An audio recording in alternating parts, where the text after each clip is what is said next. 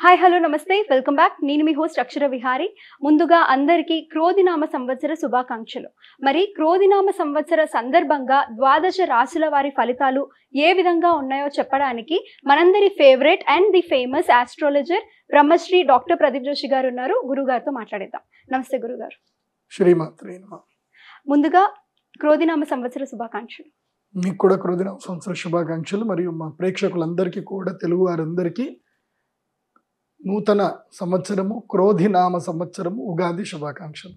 గురుగారు, క్రోధినామ సంవత్సరంలో ధనుసు రాశి వారికి ఏ విధంగా ఉండబోతుంది?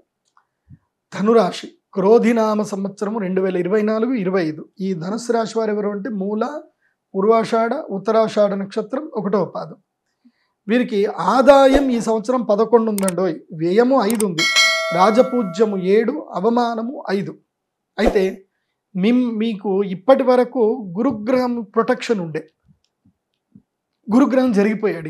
ఇంకా నాతోటి అయిపోయింది, మిమ్మల్ని ఇంకా నేను భరించలేను, నా పని అయిపోయింది అని చెప్పి గురుగ్రహం ఎక్కడికి వెళ్ళిపోయాడు అంటే 5వ స్థానం నుంచి 6వ స్థానానికి వెళ్ళిపోయాడు. అయితే ఆదాయం 11 ఉంది, వ్యయం 5 ఉంది. అంటే ఖర్చులు తక్కువ ఉన్నాయి, డబ్బులు సంపాదన అయితే బాగానే ఉంది, సంపాదన అయితే ఇస్తాడు. కానీ మీకు రాజపూజ్యము 7, అవమానం 5 ఉంది. మెచ్చుకునే వాళ్ళు కూడా 7 ఉన్నారు, కానీ అవమానించేవారు 5 ఉన్నారు. ఆ 5 ఎప్పుడో ఒకసారి మీకు తారసపడతారు, మిమ్మల్ని బాధ పెడతారు. దానివల్ల ఏం జరుగుతుంది అని అంటే మీరు విపరీతమైన కోపానికి వెళ్ళిపోయి కొత్త శత్రువుని మీరే పుట్టించుకుంటారు. తన కోపమే తన శత్రువు, తన శాంతమే తనకు రక్ష. అది గుర్తుపెట్టుకోండి. సింపుల్, శత్రువులు ఎక్కడి నుంచో రారు, మన ఇంట్లో నుంచో పుట్టుకొస్తారు. మన అన్నదమ్ముల రూపంలోనో, అక్క చెల్ల రూపంలోనో, భార్య లేదా భర్త రూపంలోనో పుట్టుకొస్తారు. మనం ఏదైనా సరే ఏం చేసుకుంటావు చేసుకో చూద్దాం అని అన్నావనుకో, ఇంకేం చేస్తారు, ఆస్తుల మీద కోర్టులో కేసులు వేస్తారు, లేదంటే మీ మీద కోర్టులో కేసు వేస్తారు, ఏదో ఒకటి ఇబ్బందులు పెడతారు. కాబట్టి ఏం జరుగుతుందో చూసుకుందాం అని మాత్రం అనకండి. చెయ్యి, నీ ఇష్టం వచ్చింది, చూస్తా, నీ పని పడతా, ఇవన్నీ మాటలు మాట్లాడకండి. నోటిని చాలా అదుపులో పెట్టుకోండి. అవునా, ఎవరు ఏదైనా బాధ పెట్టారనుకో, ఏం కావాలి అని ప్రశాంతంగా కూర్చొని మాట్లాడండి, కాంప్రమైజ్ అవ్వండి.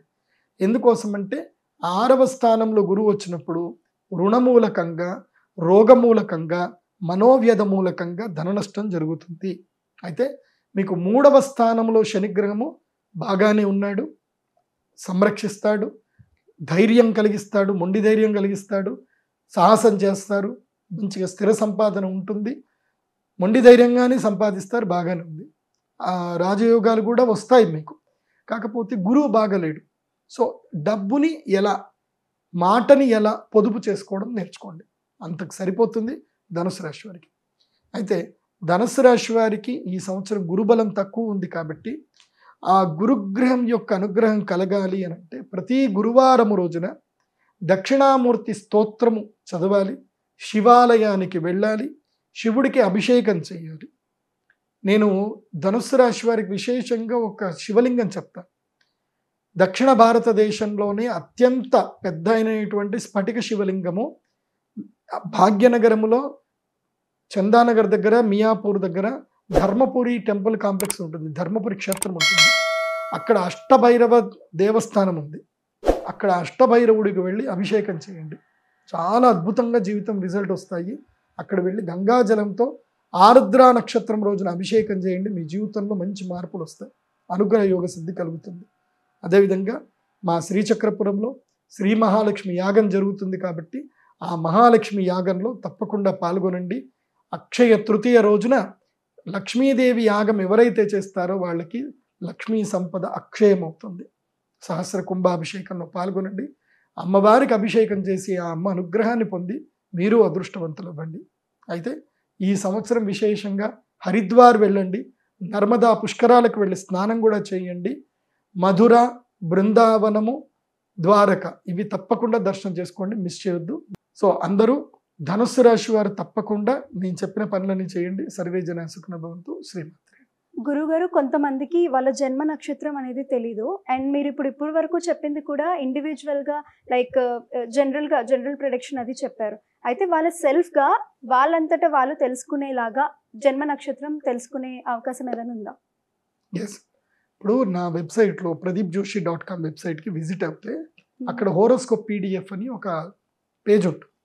ఆ పేజ్ లోపలికి వెళ్ళిపోయి మీ పేరు, date of birth, time, place and మీకు ఏ లాంగ్వేజ్ కావాలి, తెలుగా, ఇంగ్లీషా, హిందీయా, కన్నడనా, ఏ లాంగ్వేజ్ కావాలో లాంగ్వేజ్ సెలెక్ట్ చేసుకొని మీరు 5 సంవత్సరాలకా, 10 సంవత్సరాలకా, 15, 20, 25 సంవత్సరాలు, మీకు ఎన్ని సంవత్సరాలు డే టు డే ప్రెడిక్షన్ కావాలో అన్ని సంవత్సరాలు సెలెక్ట్ చేసుకొని మీరు సెలెక్షన్ బట్టి మీకు పేమెంట్ ఉంటుంది. ఆ పేమెంట్ చేసి మీ ఈమెయిల్ ఐడి అక్కడ ఇచ్చినట్లయితే కనుక మీకు పీడిఎఫ్ రూపంలో మీ జాతకమే మీకు వస్తుంది. ఏ లాంగ్వేజ్ కావాలంటే ఆ లాంగ్వేజ్లో వస్తుంది. సో అక్కడ మొత్తం మీ జాతకము దాదాపు 500 పేజీలకు పైగా జాతకం వస్తుంది. మీకు yearly day to day prediction వస్తుంది. అంటే ఈ 2024 ఎలా ఉండబోతుంది, మే మంత్ ఎలా ఉంటుంది, జూన్ మంత్ ఎలా ఉంటుంది, జూలై మంత్ ఎలా ఉంటుంది, డే టు డే ప్రెడిక్షన్స్ మీకు ఈజీగా వస్తాయి. అవి అంచనాల ప్రకారంగా జనరల్గా మేము శోధన చేసి ప్రెడిక్షన్ పెట్టాము. అది మీకు బాగా ఉపయోగపడుతుంది. ఇప్పటికి చాలామంది తీసుకున్నారు, మీరు కూడా తీసుకోండి. అయితే దాంట్లోనే మీ జన్మ నక్షత్రం ఉంటుంది. అందులో ఫస్ట్ పేజ్లోనే మీ date of birth, time, place ఒకసారి చూసుకోండి. కరెక్ట్గా మేము పంపించామని చూసుకోండి. కరెక్ట్ ఉంటే అక్కడ పక్కనే మీ జన్మ నక్షత్రం ఉంటుంది. మీ నక్షత్రం ఏంటి, మీ నక్షత్ర పాదం ఏంటి, మీరు రాగి పాదమా, బంగారు పాదమా, వెండి పాదమా, దేవగణమా, రాక్షస గణమా, మీ వరుగు ఏమిటి, మీకు కలిసి వచ్చే నక్షత్రాలు ఏంటి, కలిసి వచ్చే వారాలు ఏంటి, కలిసి వచ్చే యోగాలు ఏంటి, తర్వాత మీకు కలిసిరాని తిథులు ఏంటి, కలిసిరాని నంబర్లు ఏంటి, అన్ని డీటెయిల్స్ వస్తాయి దీని లోపల. సో తర్వాత కొన్ని ఆస్ట్రాలజికల్ థింగ్స్ ఉంటాయి, మాకు తప్ప మీకు అర్థం అవ్వు, కానీ ప్రెడిక్షన్స్ ఉంటాయి. మీ జాతకంలో ఏమేమి యోగాలు ఉన్నాయి, మీకు ఏది చేస్తే కలిసి వస్తుంది, ఎలాంటి వృత్తిలోకి వెళ్తే బాగుంటుంది, అన్ని విషయాలు ఆ జాతక చక్రంలో ఉంటాయి. కాబట్టి ప్రెడిక్షన్స్ మీకు పీడిఎఫ్ రూపంలో వస్తాయి. సో చక్కగా డిజిటల్ రూపంలో చదువుకోండి, మీ యొక్క జీవితాన్ని మీరు మెరుగుపరచుకోండి. అందుకోసం అంటే every individual person is unique. నీ జాతకం నీదే. అందరి ప్రెడిక్షన్స్ ఇప్పుడు మేము చెప్తాం, రాశి ఫలాలు ఇవి కొంతమందికి వర్తిస్తాయి, కొంతమందికి రావు. కానీ నీ జాతకం మాత్రం నీకు పక్కా వర్తిస్తుంది. అది మీరు తీసుకోండి. అయితే చాలామంది నామనక్షత్రం ఫాలో అవ్వాలా, జన్మ నక్షత్రం ఫాలో అవ్వాలని డౌట్ ఉంటుంది. నామనక్షత్రం అంటే ఇప్పుడు ఉదాహరణకి రవికిరణ్ అని ఒక పేరు ఉంది. రవికిరణ్ అంటే ఏంటి, పేపోరారి చిత్తా నక్షత్రము తులారాశి కింద వస్తుంది. సో కానీ డేట్ ఆఫ్ బర్త్ కోసం కొడితే మాత్రము పెంటయ్య అని వస్తుంది. సో జన్మనామం వచ్చేసరికి కార్తీక్ అని జన్మనామం వచ్చింది అనుకోండి, అంటే వేవో కాకి మృగశిర నక్షత్రము, అది వచ్చేసి మిథున రాశికి వెళ్ళిపోతుంది. సో జన్మరాశి ఏమో జన్మ నక్షత్రమే మిథున రాశి, నామరాశి ఏమో తులారాశి. సో ఇప్పుడు ఏది తీసుకోవాలి అని అంటే జన్మ నక్షత్రము జన్మరాశి తీసుకోవాలి, నామనక్షత్రం ఎందుకు పనికిరాదు.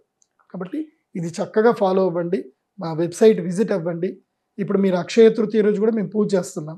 సో ఆ పూజకి ఎవరైనా రాలేకపోతున్నారు, సహస్ర కుంభాభిషేకం కూడా చేస్తున్నాం, ఎవరైనా రాలేకపోతున్నారు, మీరు అక్కడనే ఆన్లైన్లోనే మీ డేట్ ఆఫ్ బర్త్, టైం, ఆన్లైన్లోనే మీ యొక్క పేరు, గోత్రనామాలన్నీ కూడా ఎంటర్ చేసి ఇవ్వండి. ఆన్లైన్లో పే చేయండి, మీ గోత్రనామాలు చదువుతాము, మీకు ప్రసాదం మీ ఇంటికే వస్తుంది మంచిగా. సో అక్షయ తృతీయ తర్వాత ప్రతి ఒక్కరికి కూడా అమ్మవారి ప్రసాదం పంపించడం జరుగుతుంది. చాలా థ్యాంక్స్ గురుగారు, చాలా విషయాల్లో మాకు ఇన్ డీటెయిల్గా చెప్పినందుకు. సో చూసారు కదా, మీరు కూడా మీ జన్మ నక్షత్రం తెలుసుకోవాలి అనుకుంటే గురుగారు చెప్పిన డీటెయిల్స్ ఫాలో అవ్వండి. Thank you.